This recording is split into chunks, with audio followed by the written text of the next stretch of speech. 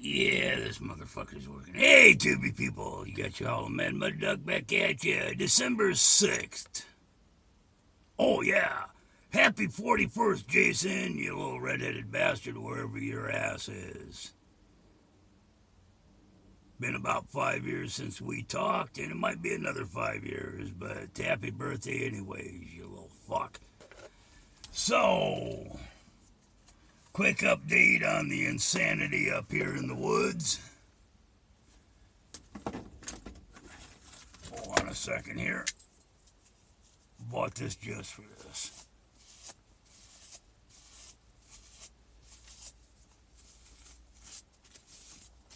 Haven't brushed it out today.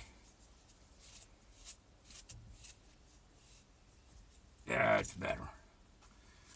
So, oh, you're gonna start making noise once I'm making the video. Fucking phone. Yesterday was an interesting day. I don't know if I made any video about it, and I should have, but it was an interesting goddamn day, and I found out a few things I didn't know and seen a few things I didn't need to see, and got a few suspicions that I shouldn't have to be suspicious of, and it was just a fucked up day all around. Got up, got truck started heading down the hill, and Cheryl's out barefoot, pants on. She's got pants on, but they're unbuttoned around her waist, and got a jacket on and a t-shirt over the jacket, and it's just not working. She got dressed backwards again. But she's got pants and a top on of some sort, and barefoot. So I tell her, get your shoes on, come on, let's go. I'm going down to get some tobacco, I guess is where I was going. And she was out evidently. Let's see. Chased her in the other day when she was naked, sat there and talked with her all night.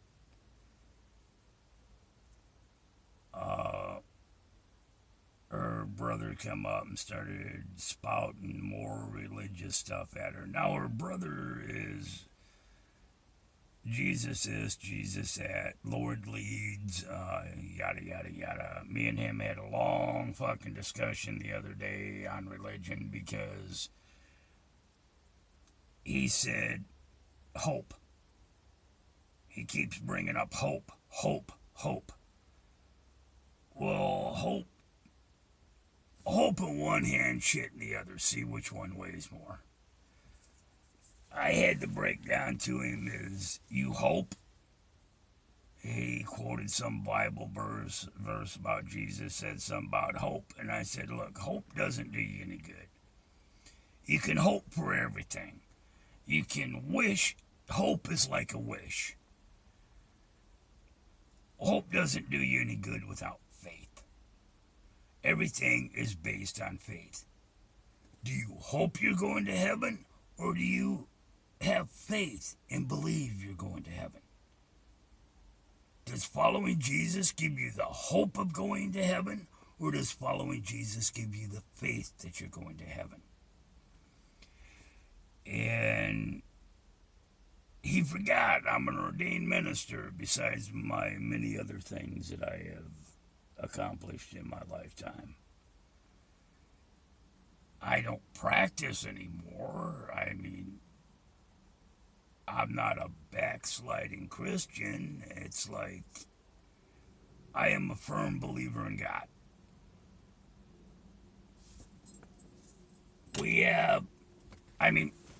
Look around you. The sky is blue, the trees are green, the sun is out. The birds are out flying, airplanes are going over, automobiles and trucks are going by on the highway.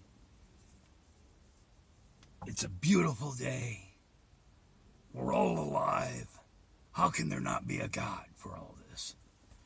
Could be a creator, could be a god and a goddess, it could be all this shit. But there is someone up above, you know? Doesn't matter what you call it, as long as you have faith. Went for hours on that. Got to the point where he was tired of listening to me. I mean, if you're going to spout religious shit at me, you better be able to back up what you're talking about. And me and her sitting there, I got her to put some panties on and a t-shirt and wrap up in her blanket. Because I kept telling her, you know, you need to put that away. I don't want to see that, girl. Got her cleaned up and into the shower the other day. And gotten her to wear clothes, and she was starting to come down a whole bunch. And we were sitting there watching Hogan's Heroes reruns on YouTube because it made her happy. We had already cleared out enough space on her little floor that she has piled up with shit to where I turned it to an oldies station, and we stood there and I held her, she held me, and we danced, slow danced for about an hour. And she held me and told me this, that, and another thing, and she wasn't all mentally crazy jabbering. And she wanted to know how come I'm always there for her. And I told her, well, it's a nasty job, but somebody's got to do it, baby. Don't know why. It's just, I told you that, you know, we're going to play nice this time. I'll help you about your tweaker situation instead of trying to kill you for being a tweaker. And, there's been times where I was going to kill her.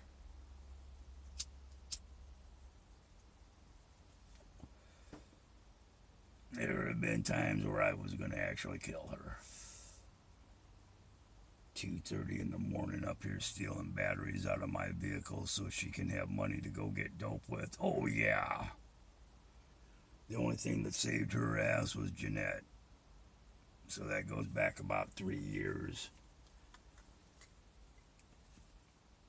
And we decided about 2 years ago we were going to play nice together. Her dad come up, said she was getting out of jail and she'd be back up here and be nice. I said, okay. Because her dad seen me go up one side of her and down the other about her drug use, and that it makes her less than human. She's no good to anybody, especially herself. She can't help others if she can't help herself, and just... I have no love for tweakers. I will verbally abuse a tweaker for hours just because I can.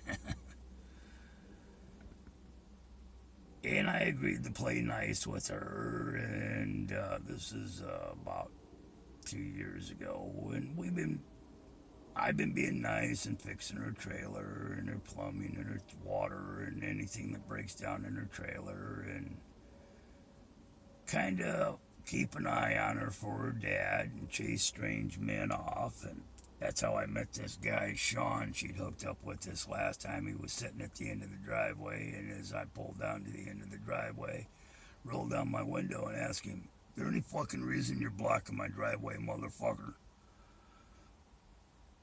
And he said he was waiting for the blonde girl, and I said, if you were smart, you'd run fast, and you'd run hard and not ever fucking come back. But he hooked up with her from like March to the day before Thanksgiving, and they yelled and they fought. I thought it was her and her brother yelling at each other some nights, and nah. It was him and her yelling at each other, and I don't yell at her. I talk to her nice and calm like I'm talking right now, because it doesn't do any good to yell at a tweaker. They're not listening anyways.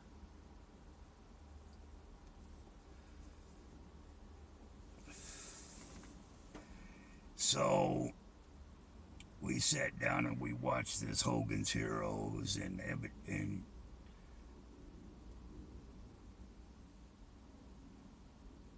Friday, she run down the driveway after me in a black mini dress and wasn't looking too bad. She made me actually stop and back up because she looked pretty good in that mini dress. And I backed up, and no, that's stupid.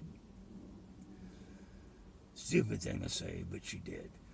And I backed up, rolled down my window, and she come running upside the truck and asked me, "What you need, girl?"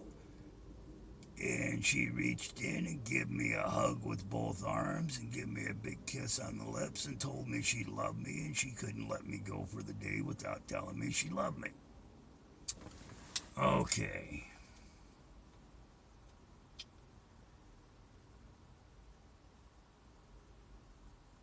Thought about that for a few hours. Okay, Saturday, Sunday, Tuesday, I come back. She's half naked. Get her in the house. This is Thursday, so Tuesday, me and her sat up and watched Hogan's Heroes, and she cuddled up into my lap and put her head on my shoulder and compared her hand size to mine, and wow, we got the same size hands. We've got the same size feet.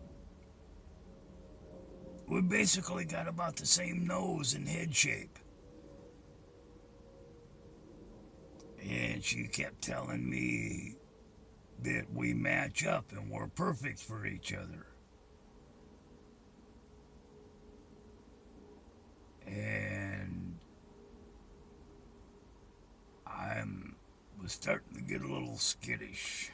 A little, what do you call it? Little concerned where this conversation sort of thing was going. And she cuddles up my lap and we're talking, and it's not all psychobabble. She's actually making some sense, and we're talking, and she's being Cheryl and not crazy girl Cheryl, not tweaker Cheryl, and I'm thinking trying to manipulate me, but she cuddles up with me and tells me she loves me. She's my baby girl and I'm her daddy, and she loves me and I'm always there for her.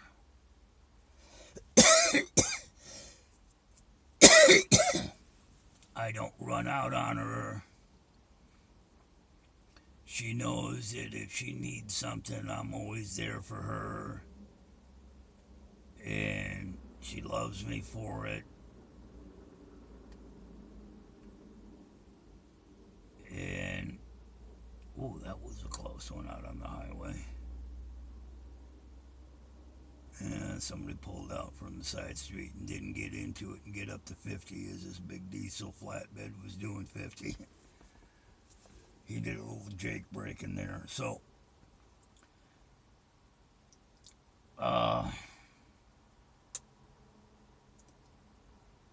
she lays back down on her bed and I'm sitting at the end of it, and she's got her legs up across my lap and I'm holding the little phone so we can finish watching Hogan's Heroes.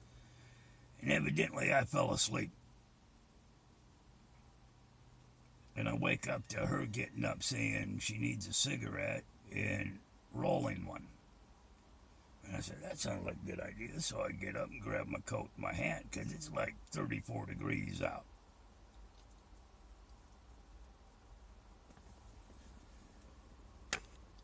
Yeah, I'm going to have to make a part 2 of this.